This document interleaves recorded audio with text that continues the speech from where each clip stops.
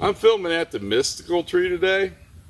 This is going to be the fourth take because weird things have started happening around me.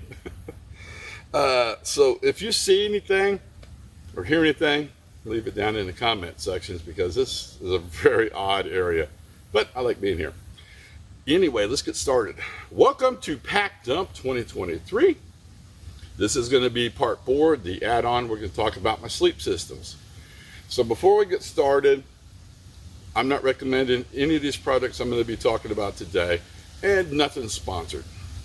It's important for you to do your own research. I'm going to break this video down into several sections. The first one is we're going to talk about my thermal barriers and what I use and why. I'm going to take a short intermission and let the cameras cool down and possibly charge them up because the batteries for some reason here die quite quickly. Then we're going to go into my sleep systems.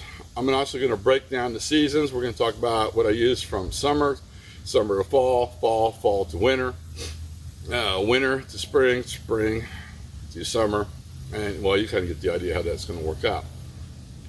First, the thermal barriers, and what that is, and I'm sure you already know, is you need something in between you and the ground. I'm going to give you a quick example of what happens when you don't have a thermal barrier. You notice when it's cold outside and you're sleeping in your bed, your body automatically heats up your blankets around you to give you an even core temperature.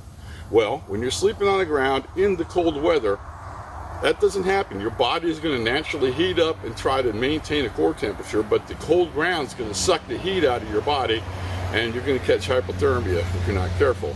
The opposite happens in the summer. The ground is hot, then your body starts soaking up the heat and raises your internal temperature, and it makes it very uncomfortable to sleep.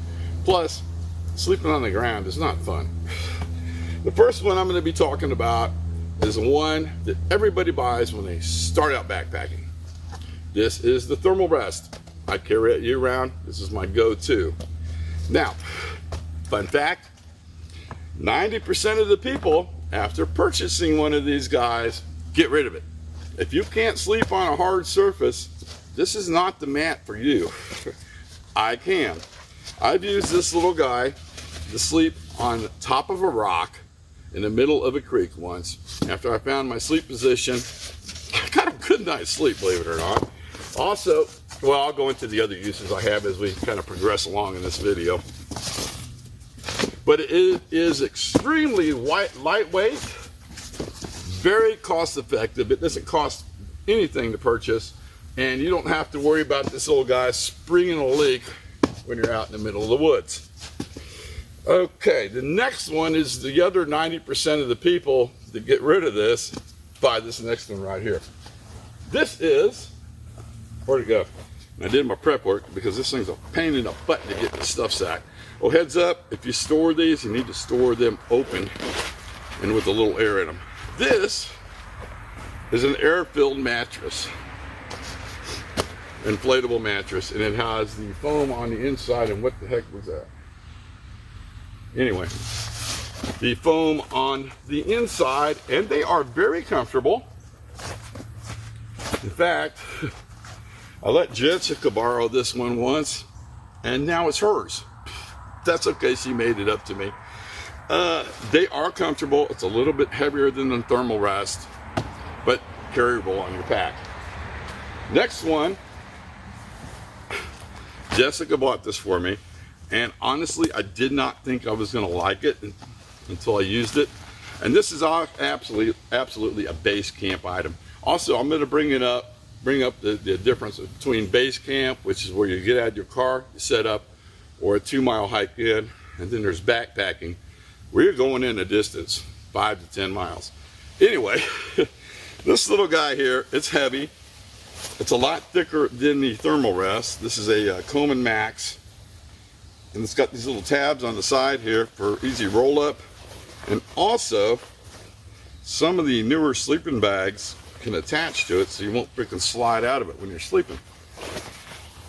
But the reason I like this little guy is it's got all these little depressions or these little raised bumps in it.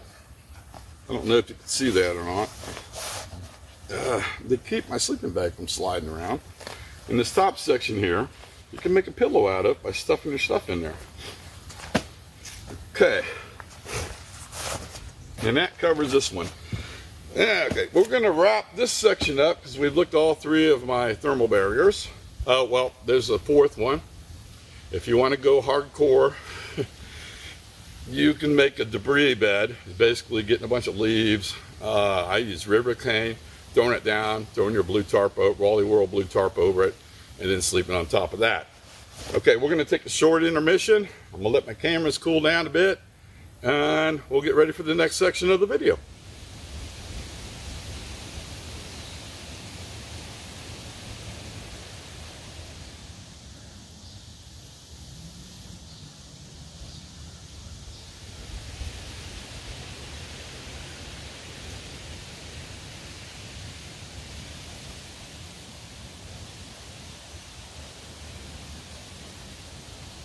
Welcome back, and I'm proud to report all the cameras are working great today, even me, not so much. I'm sweating my butt off, friends, really. It's hot out, and the humidity's so-so. Anyway, enough small talk. I do need to add a little section back onto your thermal barrier. Each one of these do have an R rating. I have no clue what they are, so if anybody knows, please feel free to put it down in the comment section. Let's talk about sleep systems. Okay. I need to clarify something. From, I want to say mid-spring to mid-fall, I sleep in a hammock. After that, I go to the ground. That's just my preference. I'm not a hardcore hammock camper. I know there's people that do it year-round. That's not me. So I got a question asked, and that's how this whole video came about. What do I use in the middle of summer to sleep in my hammock to keep me warm? I'm going to show you. Oh, there it is. Just an extra dry shirt. What you want to do when you're sleeping in the summer and you've been sweating your butt off, you want to change into a dry shirt, because if you go to sleep with a wet one on, you're going to get cold. So what do I do if I get caught off guard by the temperatures, which has happened to me? A lot of times I'll throw the thermal rest in the hammock, which I have done many a times, then drop the sides of the tarp down to keep the wind from blowing in. Now, what I do from the, I'm going to say mid-spring, okay, let me change this up. What I do from when I start getting into my hammock from in the middle of spring and the middle of fall, I use an underquilt. This one has not been tested yet, and you'll probably see it this fall, me trying it out. And basically what an underquilt is, it goes underneath your hammock. That's all you do with it. It's very lightweight, and I actually got this one from the, how am I say it? The Amazon return store. It has some flaws in it, and it might be a little too small, but I'm going to give this guy a little try. And this is only going to be good, I want to say probably 60 or below degrees out, or 60 degrees and up out. It doesn't appear to be that warm, and I don't even think it's down. It feels more like synthetics, and we'll get into the synthetics a little bit later. But all right, there's that. Now, I'm just going to get comfortable. I never get a picnic table to work with. So what do I do when I go down to the ground? And this is the important part. I have several different sleep methods. So in the spring, sometimes in the summer, it just depends, and in the fall, I use an ultralight, it's not ultra lightweight, but it is a lightweight fleece blanket. I got it from Wally World. I definitely carry this at base camp, and I do carry it on my distance outings. But this will keep you warm. I've had her down to probably 60 degrees and had no problems. And something about this one that cracks me up is probably why I bought it. It had a pocket in it. Where's the pocket? Well, it has a pocket in there somewhere, and where that is, I have no clue. But I do use this at a base camp, and I do set it on top of my sleep system, because when you're sweating, this does soak the sweat up when you're sleeping on the cot. It makes it just a little bit more comfortable. If you want to check out my base camp video, I kind of show this setup.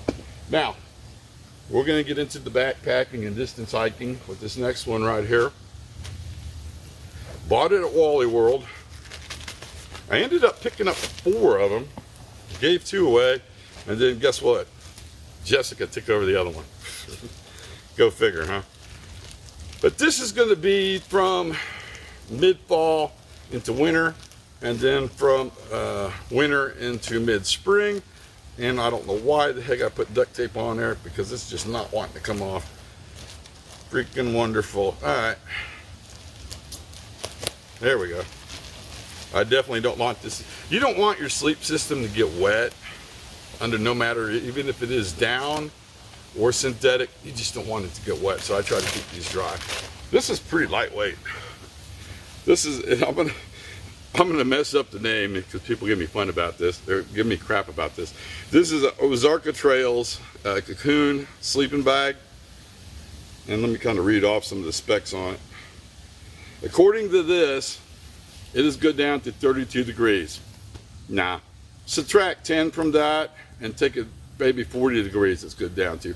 The 32 means that's just the extreme temperature this is going to go down to and maybe keep you warm. Don't take it that far. You don't want to get in trouble. This one is down, which means it's ultra lightweight and a lot warmer if it does happen to get wet. Okay, let's pop this one open. Maybe. Anyway, this is one of the ones I use in those times of the month. And also, okay, I'll get into that here in a little bit. But it packs up really nice. And it has dog fur in it for some darn reason, and I have no clue why. But it is pretty big for its size, and it fits me just fine. As you can see, I'm fluffy level 1, approaching level 2, with no problem at all. The next one, as we're going to get into, all right.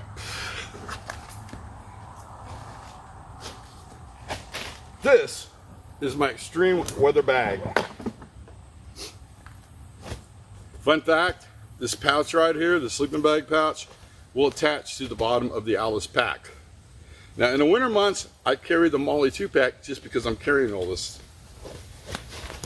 This is kind of like my prized possession, so I really keep it as clean as possible when I'm not using it. And yes, these should be stored in a closet or something, not all smushed up. Alright, this is an old school, hard to find, Peak One extreme cold weather bag. I think the bag weight is 6 pounds on it. This can go down to -10 Fahrenheit. I believe it. Every year, well, we used to do it every year, Jeremy and I would do an extreme winter weather camp out. The last one we are on got to down -12 degrees. I used this bag on that camp out along with the sleep tray, but I also brought a backup with this Ozanam Trails bag just in case. So if it got too cold, I can slip it into the Peak One bag and give me that extra thermal barrier. I also set up what I call a sleep tray. I do have a video on that. And basically what I do is I enclose it on all 4 sides with some down wood, so it's raised up, throw in a tarp, and then build up my bed. So I'll put the thermal rest on the bottom, then I'll put the bag in, and then if I have to, I'll use this bag right here. Now this can be either a base camp or a backpacking sleeping bag, but I'm gonna tell you straight up, it's freaking heavy. But it does, and it will enclose all the way around your head. In fact, if you remember many moons ago, when I used to sleep at Shelter Island along the river, and I think I did an overnight out there with Shane and Steve, this was the bag I used along with, for an outside shell, an old tarp I had laying around. But I love this thing. Only one problem, I had a zipper malfunction, but not a big deal. But yes, this will completely enclose your body when you zip up inside, and the only thing will be showing out will be your face. Right. Is this one? Hang on. I think this one's synthetic. Yeah, this one is synthetic, so you got to be really careful with it. So, this brings me to an add-on item. I quit sleeping in the tarps because they're not breathable and you'll sweat. So then I picked this up. Actually, Richard gifted this to me many moons ago. This is a bivy sack. I will put, a lot of you know exactly what this is. I will put the Coleman Peak One or the Ozlam Trails bag in this bivy sack before I take it out. So I don't want these to get wet. So they're always inside this sack. And then when I set up, basically unzip here, unzip there, boom, I'm in. That kind of didn't make a lot of sense. I must be getting heat stroke. I probably should hydrate. Anyway, so I keep this in here to make sure this bag never gets wet, or this bag right here. Okay, so that's kind of the winter setup. Also, all right, I'll get to that here in a little bit. So I think this pretty much covers everything except for an add-on item. Yeah, I got a pillow. I tried I think Thermalrest made one where you just kind of blow it up. Not comfortable, so I just bought this cheap Field & Stream pillow, and this is also going to be a base camp item only, and this one needs...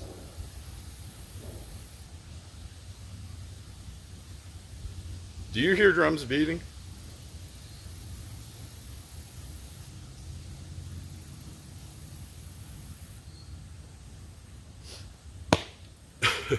Probably needs to be aired out, but this one is a down pillow. See the dust coming out of it? And I use this as base camp only. When it comes to sleeping out in the woods underneath a shelter or something I built or a tent, I just roll up my jacket and use it for my pillow. All right, I hope this hasn't been too boring and somewhat informative. I know I didn't give him a bunch of technical information. The reason I did that is you just need to do your own research because each climate's going to be a little different. Comments are always welcome, and if there's anything I can answer in the comment section, please give me a question. And I think that's it.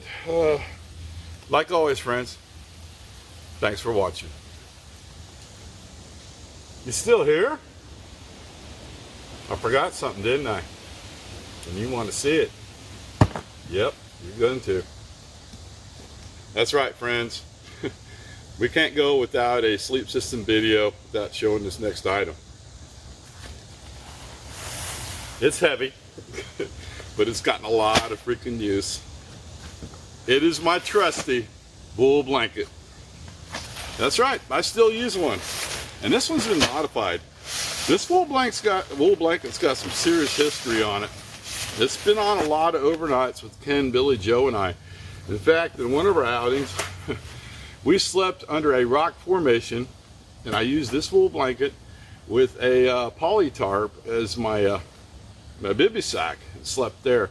Also, a lot of times when we do an outing, and when I was first getting into the hammock setups, I had this in one of my hammocks to keep me warm on a very freaking cold night.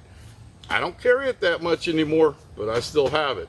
Currently, right now, it is set up in my actually in my vehicle emergency bag, which I carry with me year-round, just in case. But every once in a while, I'll break it out. And yes, this can be distance hiked in. And yes, it really does keep you warm. So let's take a quick look at it. First off, it's kind of upside down, but this will work. This outer layer here is supposed to be waterproof, was gifted to me by a friend of the channel a couple of years back. And I use it on the wool blanket.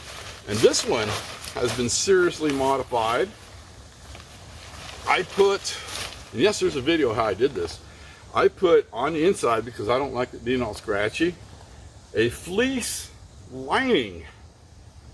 Heads up, if you do duplicate this, instead of using the snaps, I highly recommend sewing in Velcro with the backing on it, because most of these snaps have kind of popped out over the years, but not a big deal, because the fleece blanket has not a problem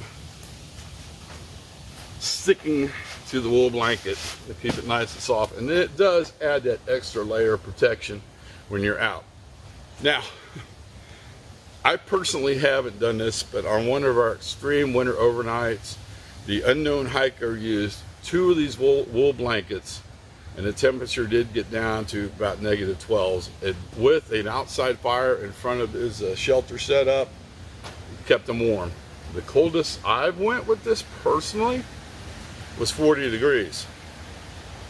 It was a little cold, but I had the poly tarp and I used it kind of as to keep the heat trapped inside.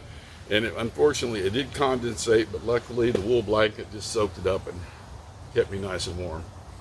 So there's been a look at the wool blanket, and thanks for making it this far in my video. A lot of people normally don't. I think that's it. All right, you guys, you have a great day, and I'll see you in the next one.